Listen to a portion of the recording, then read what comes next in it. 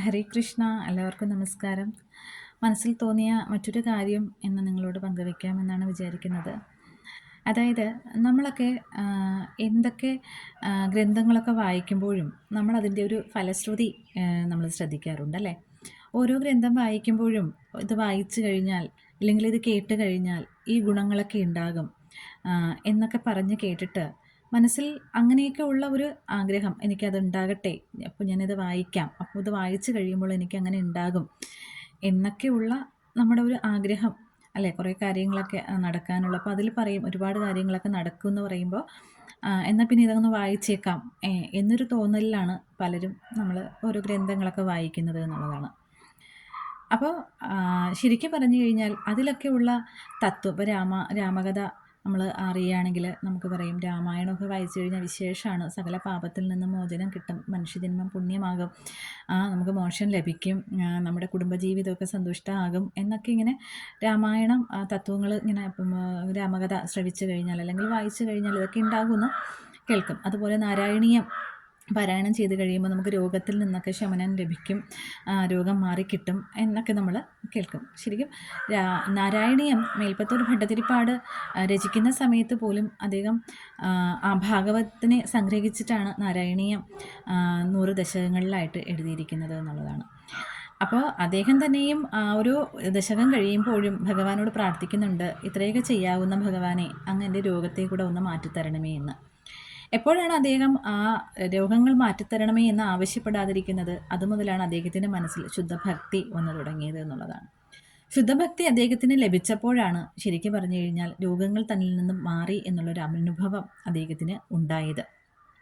അപ്പോൾ ഓരോ ഗ്രന്ഥങ്ങളും പാരായണം ചെയ്യുമ്പോൾ അതിലെ ഫലശ്രുതി എന്ന് പറയുന്നത് നമുക്കത് തരും എന്നുള്ളതല്ല, നമ്മുടെ മനസ്സിനെ ശുദ്ധമാക്കുക എന്നുള്ളതാണ്. ഭഗവാനെ മനസ്സിനെ ശുദ്ധമാക്കി ഭഗവാൻ അവിടെ നിറയുമ്പോഴാണ് നമ്മൾ അറിയാതെ തന്നെ നമ്മുടെ ആഗ്രഹങ്ങളൊക്കെ സാധിക്കുന്നത് എന്നുള്ളത്. അല്ലാതെ ആ ഗ്രന്ഥം വായിച്ചത് കൊണ്ട് മാത്രം എന്നല്ല, അതിൽ തത്വം മനസ്സിലാക്കുക എന്നുള്ളതാണ്.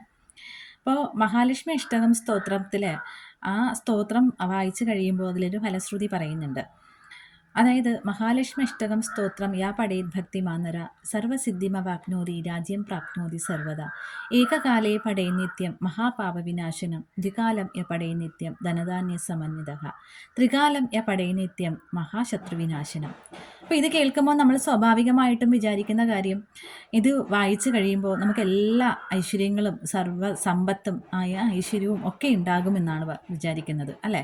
അപ്പോൾ ഇതെങ്ങനെയാണ്, ഇത് വായിച്ചു കഴിയുമ്പോൾ നമ്മുടെ വീട്ടിലേക്ക് ആരും കൊണ്ടുതരുന്നതൊന്നും അല്ല, സമ്പത്തും ഐശ്വര്യവും ഒന്നും കൊണ്ടുവരുന്നതല്ല.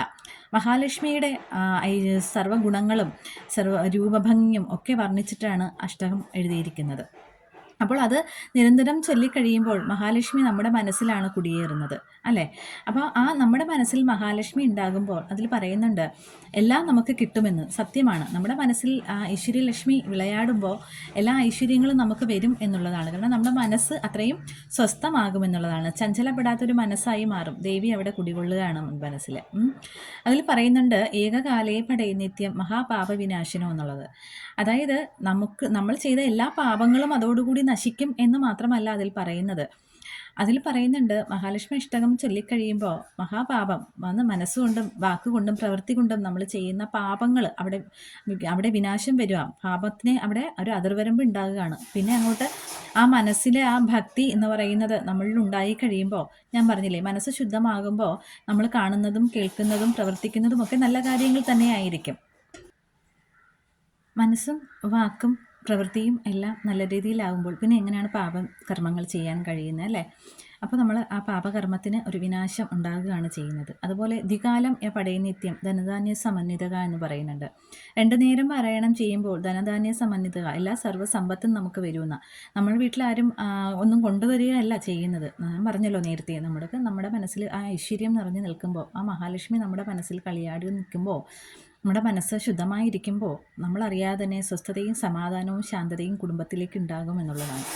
അപ്പോൾ അപ്പോൾ നമ്മളറിയാതെ തന്നെ നമ്മുടെ മനസ്സിലേക്ക് ആ ഒരു ഐശ്വര്യം വന്ന് നിറയുകയാണ് ചെയ്യുന്നത്. അപ്പോൾ നമുക്കത് അറിയാൻ പറ്റും എന്നുള്ളതാണ്. അതാണ് നമ്മുടെ ഇവിടെ എല്ലാ സമ്പത്തും നമുക്ക് ലഭിക്കും എന്ന് പറയുന്നത്. അതുപോലെ തന്നെ ത്രികാലം പടയനിത്യം മഹാശത്രു വിനാശനം എന്ന് പറയുന്നുണ്ട്. നമ്മുടെ വീടിനടുത്തുള്ള ശത്രുക്കൾക്ക് നാശം സംഭവിക്കുമെന്നോ നമ്മുടെ ജോലി ചെയ്യുന്നിടത്തുള്ള ശത്രുക്കൾക്ക് നാശം സംഭവിക്കും എന്നുള്ള ഒരു ഇതല്ല നമ്മളതിൽ നിന്ന് അർത്ഥമാക്കേണ്ടത്. അതിൻ്റെ അർത്ഥം എന്ന് പറയുന്നത് നമ്മുടെ മനസ്സിൽ തന്നെ ശത്രുക്കൾ ഉണ്ട് എന്നുള്ളതാണ്, അല്ലേ? കാമക്രോധ മോഹ ലോഭ മത മത്സര്യാദികൾ നമ്മുടെ മനസ്സിലെ ശത്രുക്കളാണ്. അപ്പോൾ ആ ശത്രുക്കൾക്ക് വിനാശം, ആ ശത്രുക്കളെ എല്ലാം നിഗ്രഹിക്കും ദേവി നമ്മുടെ മനസ്സിൽ കുടിയിരിക്കുമ്പോഴത്തേക്കും നമുക്ക് അതെല്ലാം മാറിക്കിട്ടും എന്നുള്ളതാണ്. ആ ശത്രുക്കൾക്കാണ് നാശം വരുന്നത്. ആ ശത്രുക്കൾക്ക് നാശം വരുമ്പോൾ പിന്നെ നമുക്ക് മറ്റ് ശത്രുക്കളൊന്നും തന്നെ ഉണ്ടാകാൻ സാധ്യത വളരെ കുറവാണ്. ഇത് എനിക്ക് തോന്നിയ ഒരു അർത്ഥമാണ്. ഇങ്ങനെ നമുക്ക്, അതായത് ഈ ഫലശ്രുതികൾ എന്നൊക്കെ പറയുമ്പോൾ നമ്മളെ തന്നെ കടഞ്ഞൊന്ന് ശുദ്ധമാക്കാൻ വേണ്ടിയിട്ട് ആണ് അതിൽ പറഞ്ഞിരിക്കുന്നത്. അതിൽ മറ്റ് ഭൗതിക സുഖങ്ങൾക്ക് വേണ്ടിയിട്ടുള്ള ഒരർത്ഥമായിട്ടല്ല എനിക്ക് തോന്നിയിട്ടുള്ളത്. ഹരേ കൃഷ്ണ.